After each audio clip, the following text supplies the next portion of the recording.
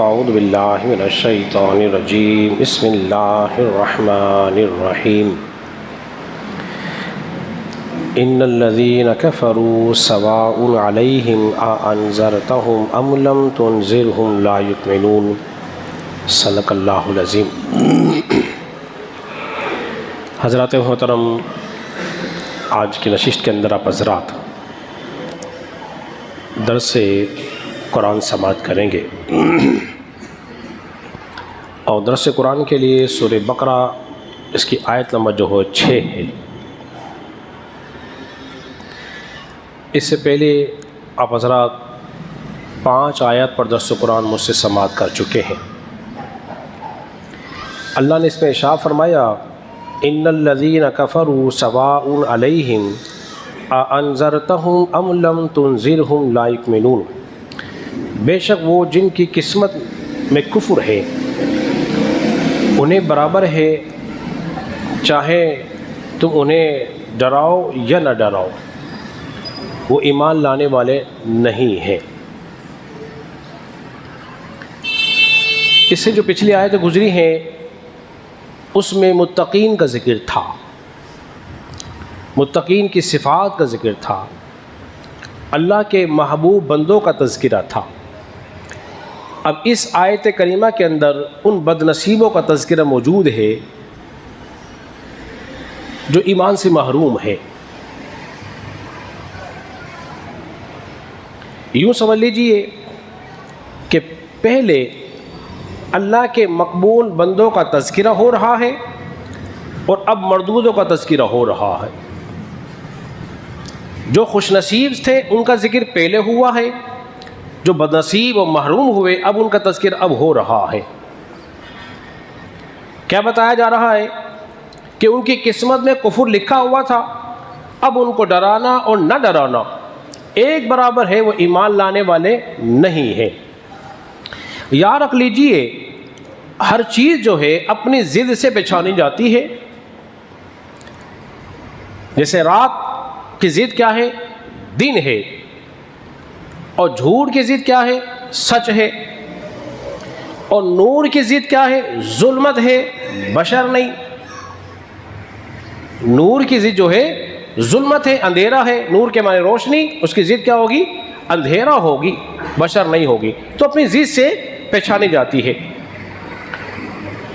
تو پہلے متقین اور کامیاب لوگوں کا تذکرہ تھا، اب ان گمراہوں کا تذکرہ ہو رہا ہے جو ایمان سے محروم تھے۔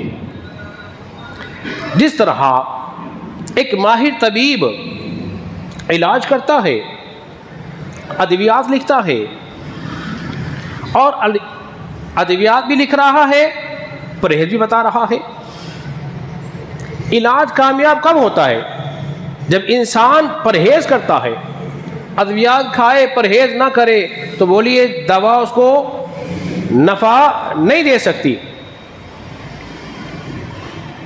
اور جو پرہیز ہی نہیں کرے گا اس کو الٹا نقصان ہوگا۔ ایک ماہر طبیب دوا بھی دے، پرہیز بھی بتائے، تب نجات پائے گا، شفا ہو جائے گی۔ لیکن جس نے بد پرہیزی کی،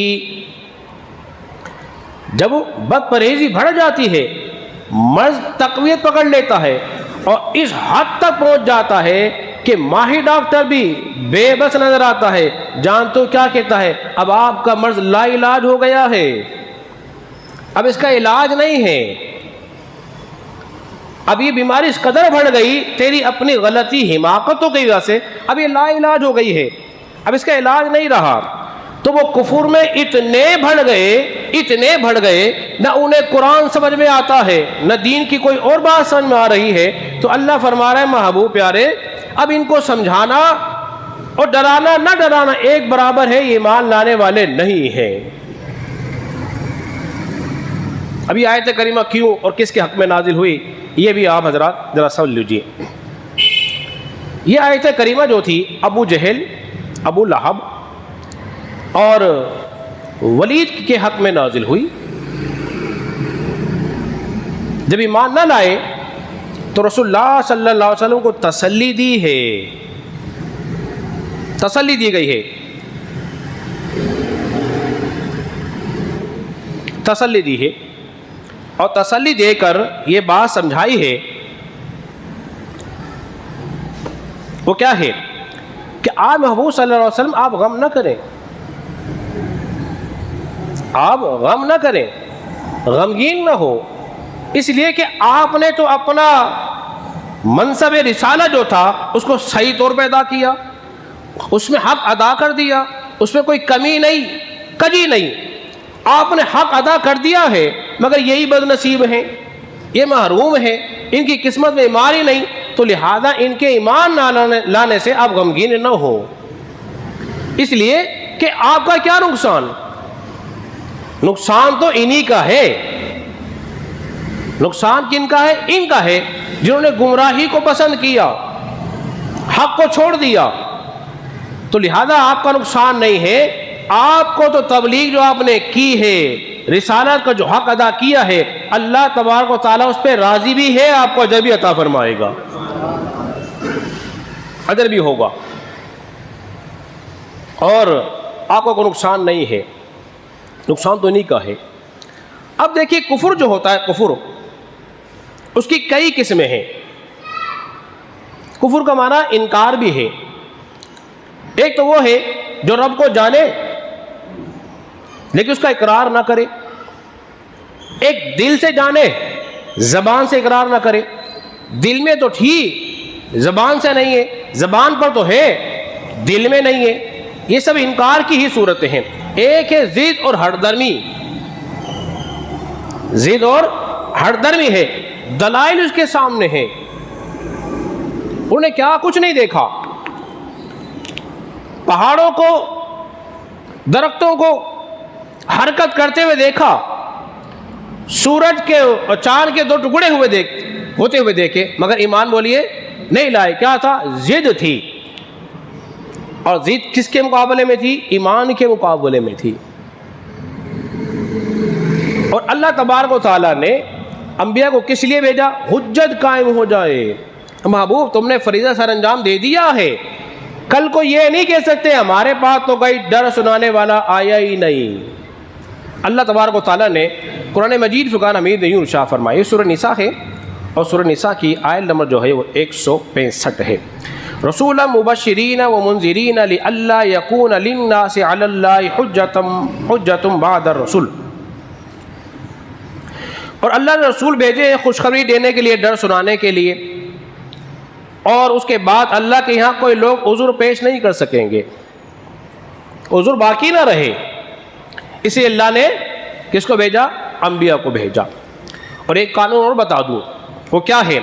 وہ ہے وما كنا معذبین حتی نبعث رسولا، اور اللہ تبارک و تعالیٰ اس وقت تک کسی قوم کو عذاب نہیں دیتا جب تک کہ رسول نہ آ جائے، رسول کے آنے سے پہلے عذاب نہیں، رسول کے آنے کے بعد اگر رسول کی نافرمانی کریں پھر انہیں کوئی عذاب سے بچا سکتا نہیں، مگر رسول اللہ صلی اللہ علیہ وسلم کی ذات اقدس کو دیکھ لیجئے، حضور علیہ السلام دنیا میں تشریف لائے مگر قوم پہ عذاب نہیں، اس لیے کہ حضور میں جلوہ گر ہیں، حضور رحمت للعالمین ہے، اس لیے وہ بچ گئے ہیں۔ اب بتایا جا رہا ہے، ایک کفر کی ایک بات اور بتا دوں، کفر کا معنی جو ہے ناشکری کے معنی میں بھی آتا ہے، قرآن مجید فرقان حمید سے اس بات کو میں پیش کر رہا ہوں۔ فرمایا فاذکرونی اذکرکم واشکروا لی ولا تکفرون، میری یاد کرو میں تمہارا چرچا کروں گا، اور میرا حق ادا مانو، میرا حق ادا کرو، اور میری ناشکری نہ کرو۔ تو ناشکری کرنا بھی کیا ہے بولیے؟ پس بردہ انکار ہی ہے۔ تو حضرات محترم کیا بات معلوم ہوئی اس قرآن مجید فرقان حمید سے؟ یہ بات معلوم ہو رہی ہے جن کی قسمت میں کفر راسخ تھا، لوح محفوظ میں لکھا جا چکا تھا، اے محبوب صلی اللہ علیہ وسلم آپ غمگین نہ ہو، آپ کا ڈرانا اور نہ ڈرانا ان کے لیے ایک برابر ہے، کیونکہ ایمان لانے والے نہیں ہیں۔ اب یہاں ایک بات اور میں کہہ دوں پھر اپنی گفتگو ختم کرتا ہوں۔ بعض لوگ یہ کہتے ہیں کہ وہ تو مانتے ہی نہیں، جب کوئی دوسرا کوئی بات کرنے آ جائے، سمجھنے کے لیے آ جائے، کوئی بحث و مباحثہ ہو، کہتے ہیں وہ تو مانتے ہی نہیں، کتنے دلال دیے جائے وہ ماننے کو تیار ہی نہیں۔ بھئی ہمارا مطلب انہیں منوانا بھی نہیں، مقصد کیا ہوتا ہے؟ قرآن و سنت سے حق دکھانا ہوتا ہے، منوانا نہیں ہوتا۔ قرآن و سنت سے حق دکھانا بھی ہے، بتانا بھی ہے۔ اب اللہ پہ چھوڑ دیتے ہیں، اللہ چاہے تو اس کے دل کو کھول دے اور چاہے تو اس کے اندر گمراہی پہ وہ قائم رہے، یہ اللہ کی مرضی ہے۔ اللہ جسے چاہتا ہے اس کو ہدایت بولیے دے دیتا ہے۔ اللہ جسے ہدایت دے دے اسے کوئی گمراہ نہیں کر سکتا، جسے اللہ گمراہ کر دے اسے کوئی ہدایت بولیے دے نہیں سکتا۔ تو اللہ رب العزت کی بارگاہ میں ہمیشہ ہمیشہ ہدایت پر ثابت قدم رہنے کی دعا کرتے رہیے۔ اللہ رب العزت کی بارگاہ میں دعا ہے اللہ ہم سب کو سمجھنے اور اس پہ عمل پیرا ہونے کی توفیق عطا فرمائے۔